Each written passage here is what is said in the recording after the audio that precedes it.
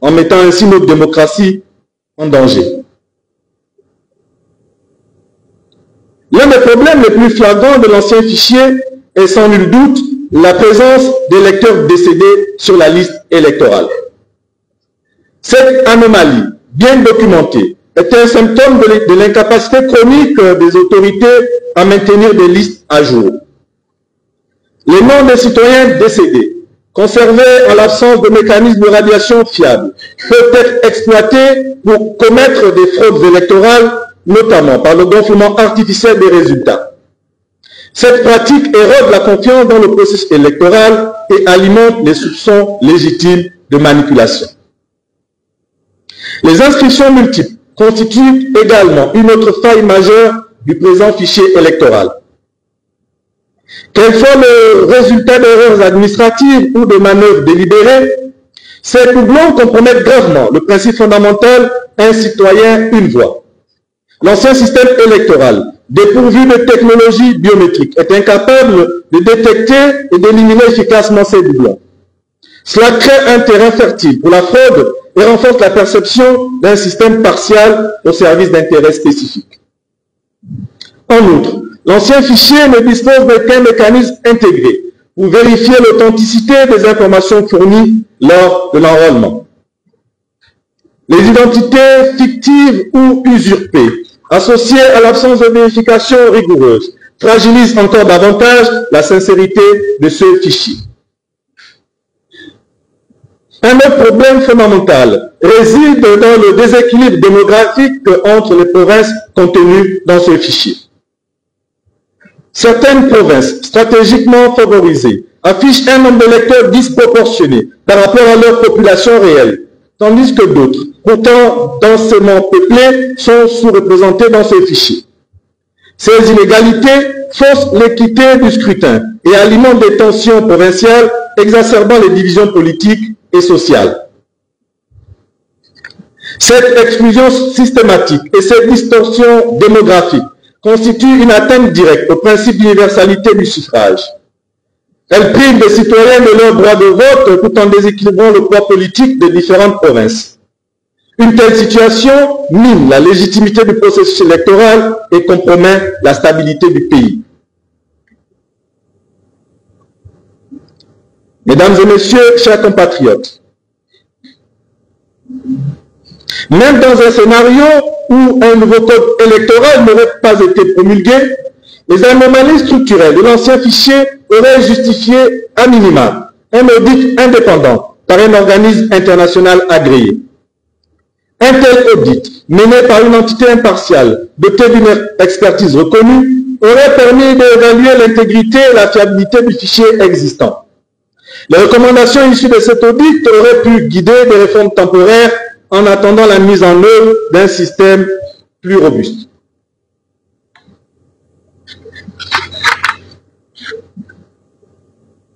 En l'absence d'un tel audit, la simple révision du fichier sous l'empire de l'ancien code aurait été insuffisante pour garantir la transparence et l'équité du processus électoral. Ça aurait laissé intactes les failles structurelles qui ont miné la légitimité des scrutins passés. Dans ces conditions, l'abandon de l'ancien fichier électoral n'est pas seulement une exigence juridique, c'est une condition préalable pour restaurer la confiance des citoyens dans le processus démocratique. La mise en place d'un fichier conforme aux standards internationaux est indispensable pour garantir un scrutin transparent, inclusif et crédible. Mesdames et messieurs, chers compatriotes, la création d'un fichier électoral biométrique répondant aux exigences du nouveau code électoral est une opération complexe et structurée. Ce processus, bien qu'indispensable, nécessite un temps significatif pour être correctement exécuté. Une analyse détaillée de 3 phases principales montre clairement pourquoi il est impossible d'achever ce travail avant l'échéance du 12 avril 2025. D'abord, une phase préparatoire est essentielle pour poser les bases du processus. Elle débute par l'adoption de textes réglementaires nécessaires à l'application du nouveau code électoral. Ces textes définissent les modalités techniques et administratives du fichier biométrique, les protocoles de collecte et de traitement des données, ainsi que les normes de sécurité pour protéger la confidentialité des informations personnelles des électeurs. Leur rédaction et adoption requiert un travail minutieux impliquant des experts juridiques, techniques et administratifs. Ensuite, la mise en place de l'autorité de contrôle des élections et du référendum ACER constitue une étape cruciale, car l'ACER est chargée, au terme de la loi, de superviser l'ensemble du processus et elle doit donc être pleinement opérationnelle avant toute autre action. Par ailleurs, l'installation des infrastructures techniques nécessaires aux fichiers biométriques demande des investissements significatifs et une coordination étroite. Enfin, la mise en place d'un système centralisé de gestion des données biométriques est un défi technique majeur. Ce système doit être conçu pour garantir la sécurité, l'intégrité et la traçabilité des données tout en respectant les normes internationales de protection des données personnelles. Ces étapes préparatoires, bien qu'indispensables, ne peuvent être réalisées en quelques semaines. Leur complexité et leur importance dans la réussite globale du processus rendent impossible leur achèvement avant l'échéance du 12 avril. Deuxièmement, une fois les bases posées, le processus entre dans sa phase opérationnelle, qui constitue le cœur de l'établissement de la nouvelle liste électorale. Cette étape commence par la formation des équipes d'enrôlement chargées de collecter les données biométriques des électeurs. Une campagne nationale de sensibilisation doit ensuite être lancée pour informer les citoyens sur les nouvelles modalités d'inscription et les inciter à y participer. La collecte des données biométriques constitue l'étape la plus sensible et la plus complexe. Chaque électeur doit se rendre dans un centre d'enrôlement pour fournir ses empreintes digitales, son portrait et ses informations personnelles telles que son nom, sa date de naissance et son lieu de résidence. Ces données sont immédiatement enregistrées dans le système centralisé et vérifiées pour éviter les erreurs. La collecte, qui doit couvrir l'ensemble du territoire national, y compris les zones éloignées, exige un déploiement logistique considérable. Une fois les données collectées, elles sont soumises à plusieurs étapes de traitement et de vérification, notamment le dédoublage biométrique qui consiste à détecter et éliminer les inscriptions multiples grâce à des algorithmes avancés.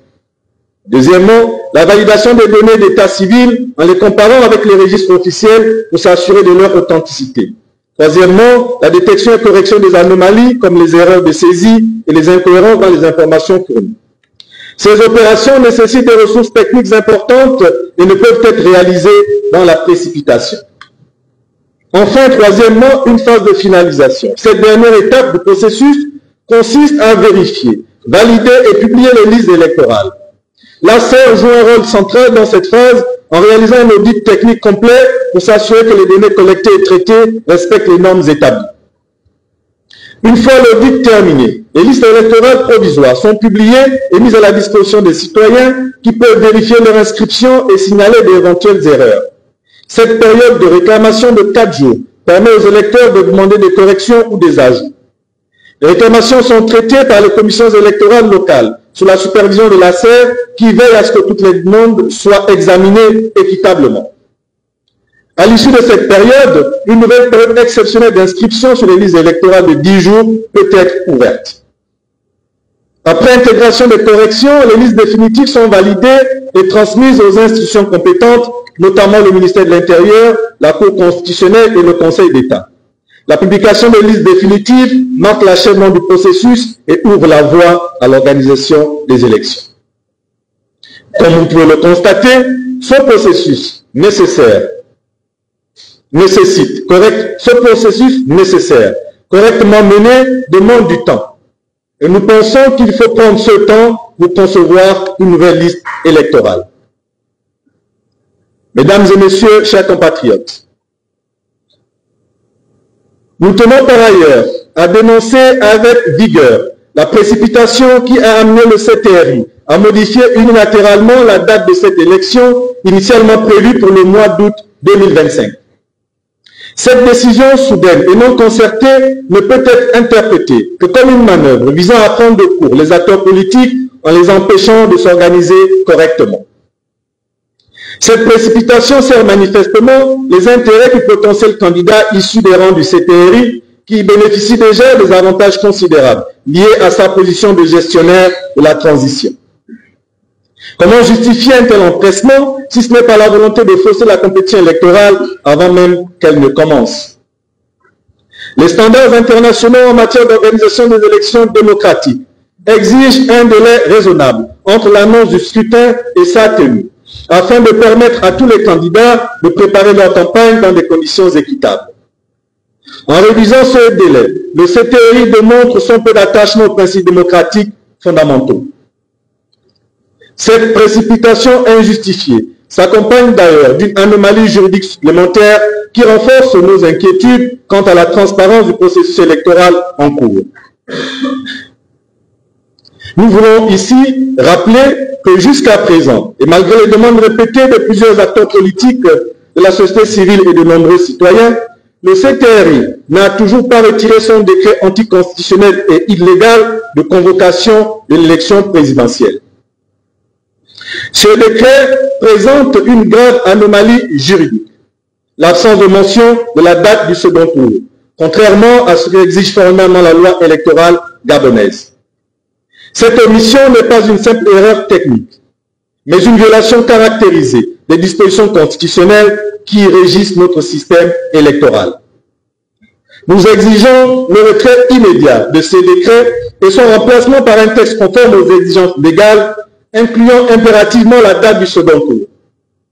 Cette violation flagrante de la loi est inacceptable dans un État qui prétend s'engager sur la voie de la démocratie et de l'État de droit. À ces irrégularités de procédure s'ajoute un élément particulièrement préoccupant qui touche à la souveraineté même de notre nation et à l'indépendance de notre processus démocratique.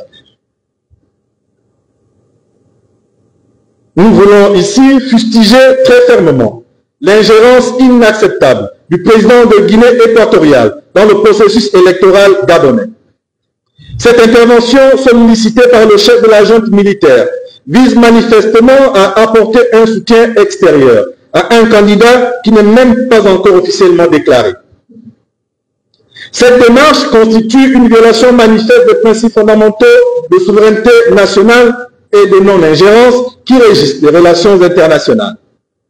Nous condamnons avec la plus grande fermeté cette immixtion dans les affaires intérieures de notre pays et en appelons à l'Union africaine et aux Nations unies pour qu'elles interviennent auprès de ce chef d'État afin qu'il cesse toute ingérence dans la situation politique du Gabon. Nous alertons le peuple gabonais sur les initiatives hasardeuses du chef de la junte, de nature à plonger notre pays dans des conflits semblables à ceux qui déchirent notre nation dans notre sous-région. L'histoire récente de l'Afrique nous enseigne que de telles pratiques conduisent invariablement à l'instabilité et aux souffrances des populations. Le prétexte de l'interconnexion utilisé pour justifier cette ingérence est fallacieux. Ce à quoi nous avons assisté n'est rien d'autre qu'un marchandage entre un chef d'État putschiste et un président d'une république sœur qui vient soutenir une prise de pouvoir illégale et anticonstitutionnelle dans un pays voisin. Chose incroyable. La politique d'interconnexion entre États, quel que soit le domaine, obéit à des règles précises et transparentes, avec des préalables qui doivent être remplis en amont. Ce n'est manifestement pas le cas dans ce marchandage opaque qui suscite à juste titre l'inquiétude de tous les démocrates. Mesdames et messieurs, chers compatriotes, aux problèmes d'ordre juridique et politique s'ajoutent des contraintes matérielles et techniques qui rendent l'organisation d'une élection crédible particulièrement difficile dans les circonstances actuelles. En effet, notre argument pour reporter cette élection réside dans la grave crise énergétique que traverse actuellement notre pays. Les coupures d'électricité intempestives qui affectent l'ensemble du territoire national constituent un obstacle technique majeur à l'organisation d'un scrutin dans des conditions acceptables. Comment garantir la transparence du dépouillement dans des bureaux de vote plongés dans l'obscurité? Comment assurer le fonctionnement des équipements électroniques indispensables au processus électoral? Comment préserver l'intégrité des résultats dans un contexte d'instabilité énergétique? Un dirigeant avisé devrait d'abord se préoccuper de résoudre ce problème majeur qui empoisonne le quotidien de nombreuses familles gabonaises avant de se précipiter à organiser une élection dont ils croient, par ignorance des dynamiques électorales, maîtriser l'issue. La réalité sera bien différente de ce que peuvent imaginer les actuels détenteurs du pouvoir. L'histoire récente de notre pays, comme celle de nombreuses nations africaines, démontre que la volonté populaire finit toujours par s'imposer, quelles que soient les manœuvres déployées pour la contrarier. Face à ce faisceau d'obstacles juridiques, techniques et politiques, l'heure est désormais à l'action concertée de toutes les forces démocratiques de notre pays. Mesdames et messieurs, chers compatriotes, nous saisissons l'opportunité de cette déclaration pour appeler toutes les forces vives qui dénoncent les travers observés dans l'organisation de cette élection à se joindre à nous. Ensemble, formons un mouvement ou une coalition ponctuelle, mais suffisamment forte pour imposer un rapport de force en vue d'obtenir le report de cette élection majeure. Et ce report nécessaire doit s'accompagner de l'ouverture d'un véritable dialogue politique inclusif pour déterminer ensemble les règles objectives d'une compétition électorale juste, transparente et démocratique. C'est la seule voie de salut pour l'avènement du Gabon nouveau que nous appelons tous de nos vœux. Cette mobilisation collective que nous appelons de nos vœux n'a qu'un seul objectif: garantir que l'élection présidentielle, moment fondateur du Gabon nouveau, se déroule dans des conditions irréprochables. Mesdames et messieurs, chers compatriotes, il convient de rappeler que toutes ces manipulations, contradictions et tous ces errements juridiques ne sont pas le fruit du hasard, mais bien le résultat d'une précipitation délibérément orchestrée par le CTRI, dont l'objectif caché est de verrouiller le processus électoral afin de garantir l'accession au pouvoir de l'un de ses membres. Comme vous le savez, initialement, la transition devait s'achever en août 2025 avec l'organisation d'une élection présidentielle basée sur une liste électorale fiable, établie selon le nouveau code électoral, rédigé dans des conditions acceptables par tous et dans un délai raisonnable. Or, en avançant précipitamment la date du scrutin au 12 avril, le CTRI a biaisé tout le processus électoral en empêchant l'établissement d'un véritable fichier électoral conforme au nouveau code électoral, en empêchant une organisation transparente et concertée du scrutin et en empêchant la participation équitable de tous les acteurs politiques. Cette précipitation, comprenez-le, n'est motivée que par une volonté manifeste de favoriser le candidat issu du CTRI et ce, au mépris total des engagements pris devant la communauté nationale et internationale qui imposaient à la transition de remettre le pouvoir au civil à l'issue d'un processus démocratique crédible. C'est la raison pour laquelle sa stratégie repose sur l'exclusion des concurrents potentiels à travers soit l'utilisation de dispositions constitutionnelles uniques pour filtrer les candidatures jugées gênantes, soit l'application arbitraire et opportuniste de la charte de la transition qui contient pourtant des interdictions claires que le CTRI cherche aujourd'hui à contourner. Comme vous le savez, la charte de la transition notamment, adoptée par le CTRI lui-même, exclut explicitement les membres du gouvernement de se porter candidat à l'élection présidentielle.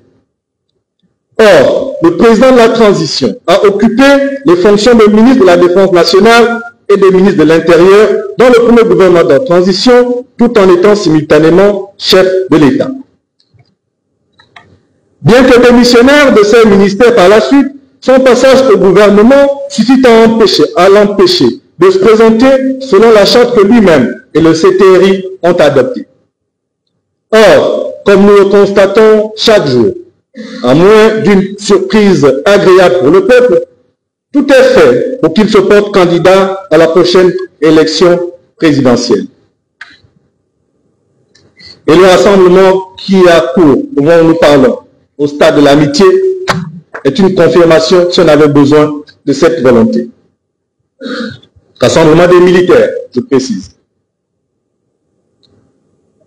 Mesdames et messieurs, chers compatriotes, comment le CTRI pourra-t-il dans ces conditions justifier qu'il impose aux autres acteurs politiques, candidats potentiels, des règles strictes, tout en les contournant lui-même pour favoriser un de ses propres membres. Pourquoi s'acharner à exclure des adversaires politiques au sein du gouvernement tout en tentant d'imposer une candidature qui est, en toute logique, contraire à sa propre charte? Cette contradiction flagrante révèle une instrumentalisation grossière du cadre juridique pour orienter l'élection présidentielle vers un seul résultat, le maintien du pouvoir par le CTRI sous une nouvelle forme. En définitive, on le voit bien, en avançant arbitrairement la date de l'élection, en imposant un fichier électoral obsolète et en manipulant les règles électorales à son avantage, le CTRI démontre que cette élection n'est qu'une parodie destinée à légitimer un pouvoir déjà confisqué. Si la charte de la transition doit être respectée, alors le président de la transition ne peut pas être candidat. Si la transparence et l'équité du scrutin doivent être garanties, alors l'élection ne peut pas se tenir avec un fichier électoral frauduleux et biaisé. Mesdames et messieurs, chers compatriotes, au-delà des fraudes électorales en vue et des manœuvres de manipulation du fichier électoral et autres errements dénoncés plus haut, un autre danger encore plus grave menace notre pays. La montée des violences politiques et des tensions ethniques entretenues par les autorités de la transition elle-même.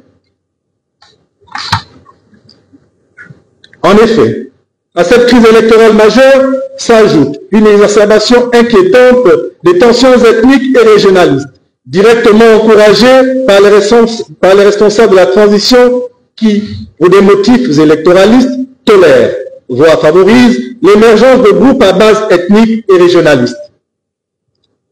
Pendant que le porte-parole du CTRI nous sert de communiqué fade et insipide, feignant de condamner ce phénomène, aucune action concrète n'est entreprise pour stopper cette dangereuse dérive.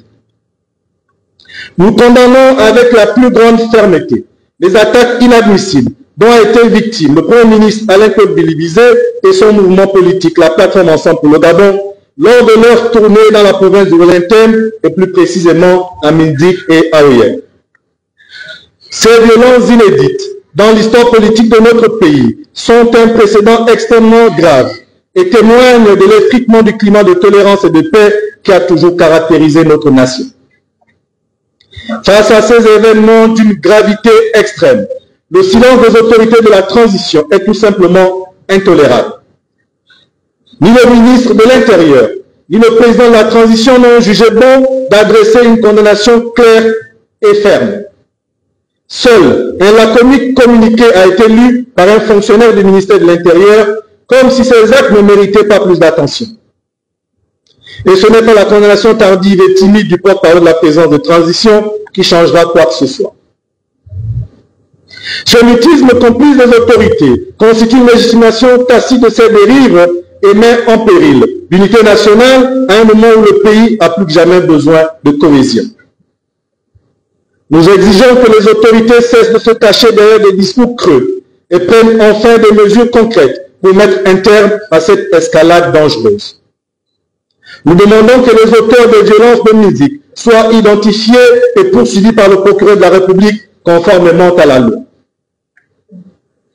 Nous demandons que le gouvernement prenne immédiatement des initiatives pour établir un climat électoral apaisé, en interdisant clairement et fermement toute organisation politique à caractère ethnique et régionaliste.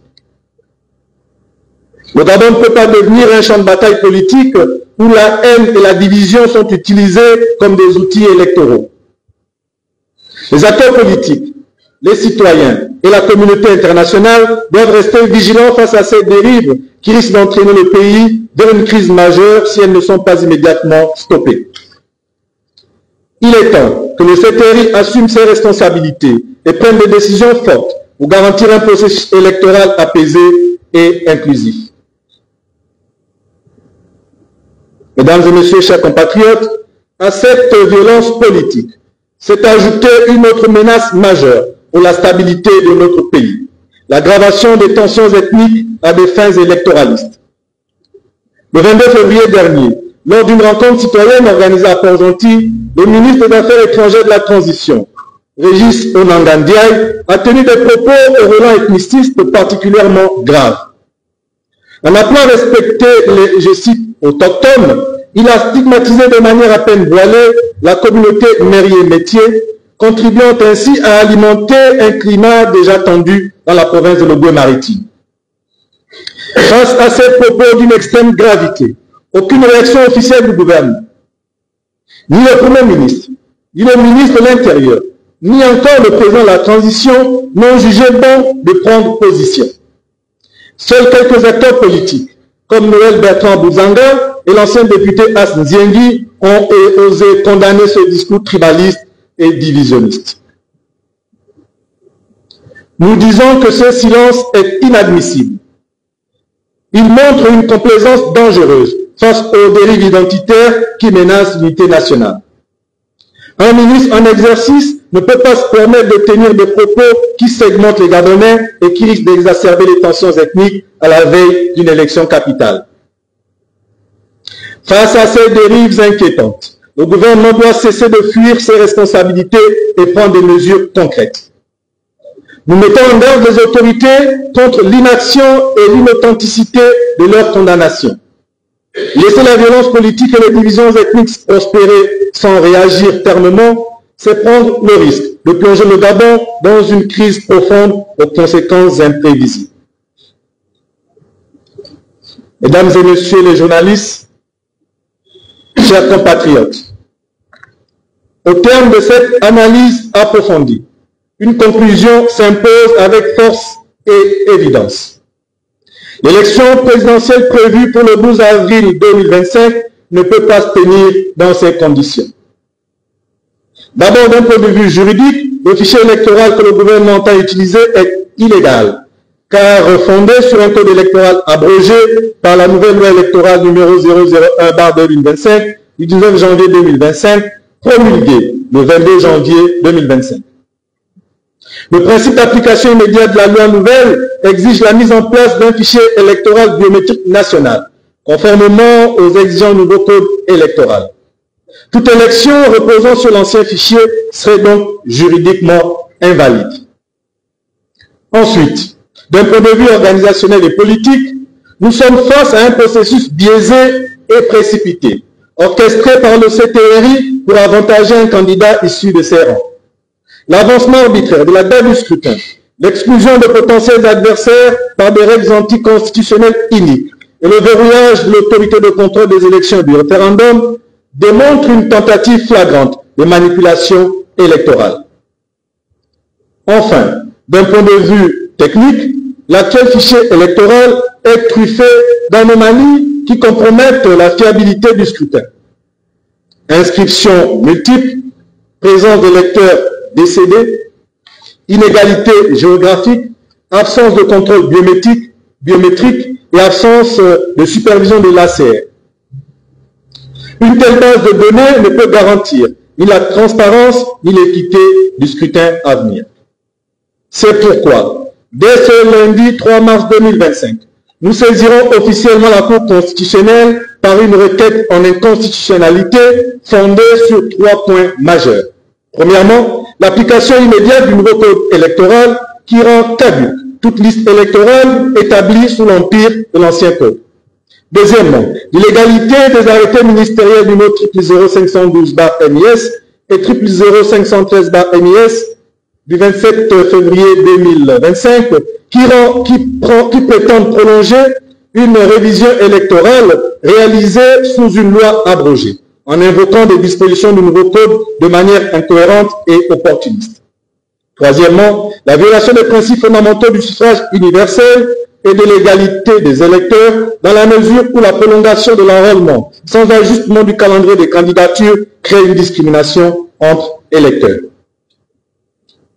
Notre requête demandera donc à la Cour de déclarer nul et non avenu le fichier électoral actuel et d'ordonner la mise en place d'un nouveau fichier conforme aux exigences du nouveau code électoral de 2025.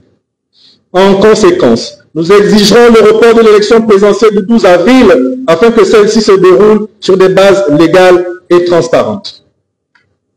Cette saisie de la Cour constitutionnelle est une étape décisive dans notre combat pour un processus électoral crédible et incontestable.